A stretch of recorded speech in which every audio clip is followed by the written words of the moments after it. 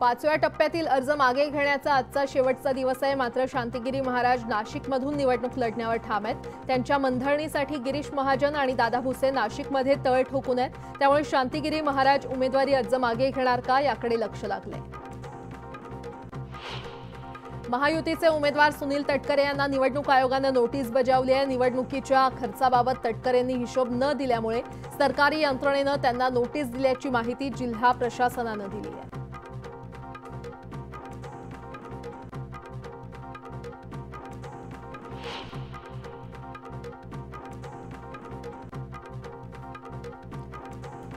रत्नागिरी सिंधुदुर्ग लोकसभा मतदारसंघातील मतदानासाठी प्रशासन सज्ज झाले। मतदानासाठी ईव्हीएम मशीन पोहोचवण्याची प्रक्रिया अंतिम टप्प्यात आली आहे। मतदारसंघात एकूण 14,38,471 मतदार असून या मतदारसंघात 1,942 मतदान केंद्र आहेत। बारामती लोकसभा मतदारसंघाच्या निवडणुकीसाठी उद्या मतदान होत असून प्रशासन सज्ज झालेलं आहे। एकूण 2,516 मतदान केंद्रांवर मतदान होणार असून 13,000 अधिकारी आणि कर्मचारी नियुक्त करण्यात आले। लोकसभा निवडणुकीच्या प्रचारासाठी पंतप्रधान नरेंद्र मोदी रविवारी रात्री भुवनेश्वरला पोहोचलेत। ओडिशा आंध्र प्रदेशमध्ये पंतप्रधान मोदींच्या आज सभा होणार आहेत। पंतप्रधान नरेंद्र मोदी उद्या महाराष्ट्र दौऱ्यावर येणार आहेत। अहमदनगरचे महायुतीचे उमेदवार सुजय विखे यांच्या प्रचारासाठी पंतप्रधान मोदी मैदानात उतरणार आहेत। यावेळी प्रचार सभेत मोदी काय बोलणार हे पाहणं महत्त्वाचं ठरणार आहे। ठाण्यामध्ये मुख्यमंत्र्यांच्या निवासस्थानी महायुतीच्या नेत्यांची बैठक आयोजित करण्यात आलेली आहे। या बैठकीला महायुतीचे पदाधिकारी आणि कार्यकर्ते उपस्थित राहणार आहेत।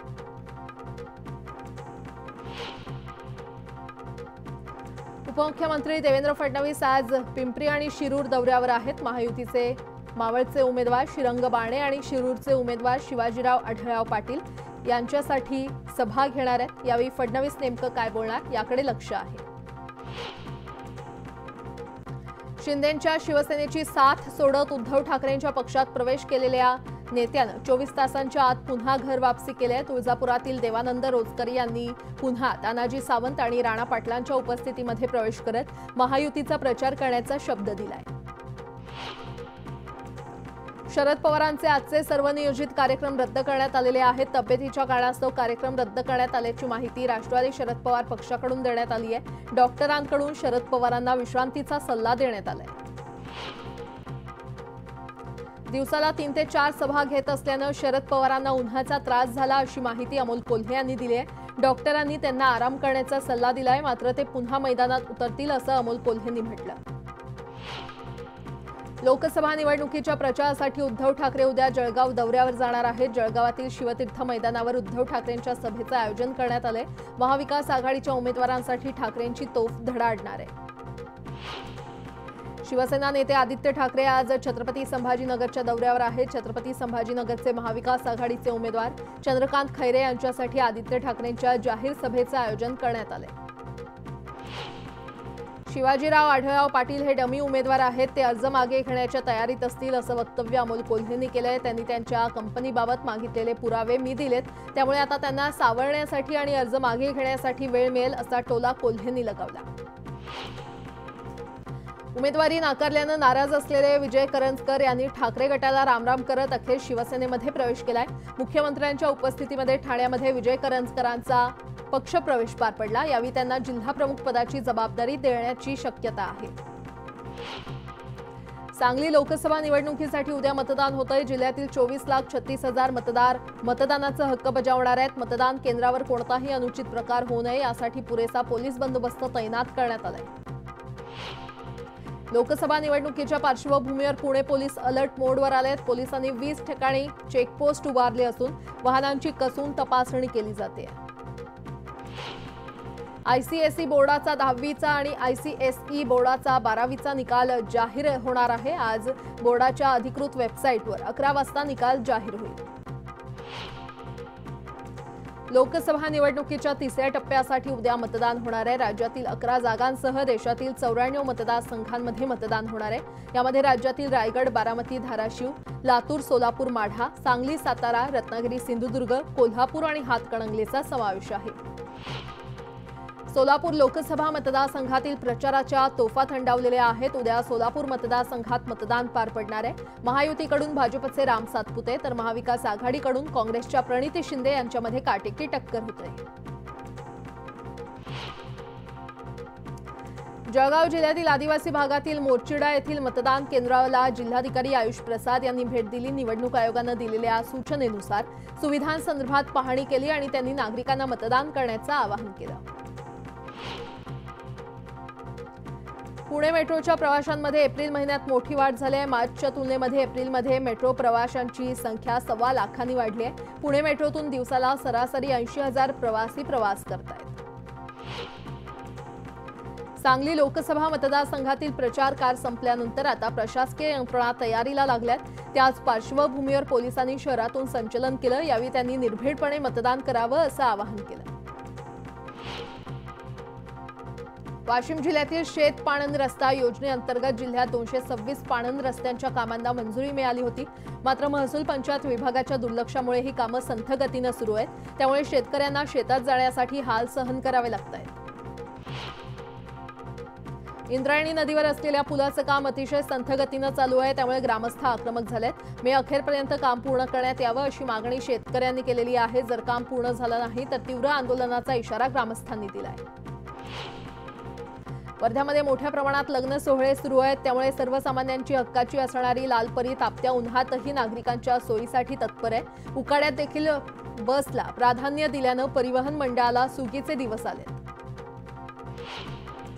गोंदिया जिल्ह्यामध्ये आठवडाभरापासून अवकाळी पावसासह उन्हाचे चटके सोसावे लागत आहेत। या हवामान बदलामुळे सर्दी खोकल्यासोबतच अंगदुखीचे रुग्ण देखील वाढलेले आहेत। खासगी रुग्णालयांसह सरकारी रुग्णालयांमध्ये देखील रुग्णांची मोठी गर्दी आहे।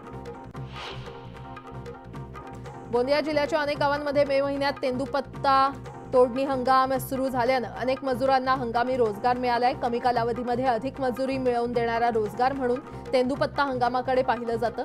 तेंदूपत्ता संकलनाचं काम सरासरी 15 दिवस चालतं। नाशिकच्या गंगापूर रोडवरील बँकेत चोरी झाली। तब्बल 4.92 कोटींचे दागिने चोरांनी लंपास केलेत। माहितीगार व्यक्तीनं चोरी केल्याचा पोलिसांना संशय आहे। नाशिकच्या सरकारवाडा पोलीस ठाण्यात गुन्हा दाखल केला असून पोलिसांकडून अधिक तपास सुरू आहे। भंडाऱ्याच्या किटाडी येथील वन्य प्राण्यांच्या शिकारीच्या तयारीत असलेल्या शिकाऱ्याला वन विभागानं अटक केली आहे। या कारवाईत आरोपीच्या घरातून अस्वलाची नखं जप्त करण्यात आली असून आरोपीला 4 दिवसांची वनकोठडी सुनावण्यात आली आहे। भंडारा वन विभागातील अड्याळ वनपरिक्षेत्राअंतर्गत येणाऱ्या सहवनक्षेत्र किटाडीमध्ये वनकर्मचारी गस्तीवर असताना शिकारीच्या बेतात आलेल्या शिकाऱ्याला अधिकाऱ्यांनी अटक केली आहे। या आरोपीच्या घरातून अस्वलाची 2 नखं जप्त करण्यात आली असून आरोपीला 4 दिवसांची वनकोठडी सुनावण्यात आली आहे। छत्रपती संभाजीनगर पैठण मार्गावर कांदे घेऊन जाणाऱ्या टेम्पोचा आणि बाईकचा भीषण अपघात झाला। या अपघातात बाईकवरील आई आणि मुलाचा जागीच मृत्यू झालाय। जव्हारमध्ये प्रसिद्ध असलेल्या दाबोसा धबधब्यात 120 फुटावरून 2 पर्यटकांनी उड्या मारल्या। यावेळी एका पर्यटकाचा धबधब्यातील डोहात बुडून मृत्यू झालाय तर एक जण गंभीर जखमी झालाय। नागपुरात सलग 3ऱ्या दिवशी भूकंपाचे धक्के जाणवले आहेत। मागील 3 दिवसांपासून सातत्यानं उमरेड, आमगाव, देवळी आणि भिवगड या दरम्यान भूकंपाचे धक्के जाणवलेत। धक्के जरी सौम्य असले तरीही त्याचा अभ्यास करण्याची गरज आहे अशी चिंता तज्ञांनी वर्तवली आहे। गेल्या 24 तासात नागपुरात 3 ठिकाणी आग लागल्याची घटना घडली। पहाटेच्या सुमारास सिव्हिल लाईन भागातील रेस्टॉरंटला आग लागली। या आगीमध्ये रेस्टॉरंटमधील सर्व सामान जळून खाक झाले। मुळशी तालुक्यातील महामार्गावर वऱ्हाड घेऊन जाणाऱ्या खासगी बसनं अचानक पेट घेतला। चालकानं प्रसंगावधान राखत वऱ्हाडींना वेळीच बाहेर काढल्यानं मोठा अनर्थ टळला। मात्र आगीमध्ये संपूर्ण बस जळून खाक झाली आहे। तेंदूपत्ता संकलनासाठी गेलेल्या एका व्यक्तीवर भंडाऱ्यामध्ये अस्वलानं हल्ला केला। या हल्ल्यात ती व्यक्ती गंभीर जखमी झाली असून तिच्या रुग्णालयामध्ये उपचार सुरू करण्यात आलेले आहेत तर वन अधिकाऱ्यांनी भेट देत शासकीय मदत देण्याचं आश्वासन दिले। सांगलीच्या आटपाडी तालुक्यातील श्री सिद्धनाथचा सासनकाठी सोहळा लाखो भाविकांच्या उपस्थितीत पार पडला। यावेळी महाराष्ट्र, तामिळनाडू, कर्नाटकसह अन्य राज्यातील भाविकांनी देखील या यात्रेला मोठ्या संख्येनं हजेरी लावली होती। बीडच्या श्री क्षेत्र कासारीमध्ये संत बबन महाराजांचा 46वा संजीवन समाधी सोहळा संपन्न झाला। यावेळी मंदिरावर 121 किलोचा पंचधातूचा कलशाचं रोहण करण्यात आलं। कलशाची वाजत गाजत मोठ्या उत्साहात मिरवणूक काढण्यात आली। यावेळी हजारो भाविकांनी दर्शनासाठी गर्दी केली होती।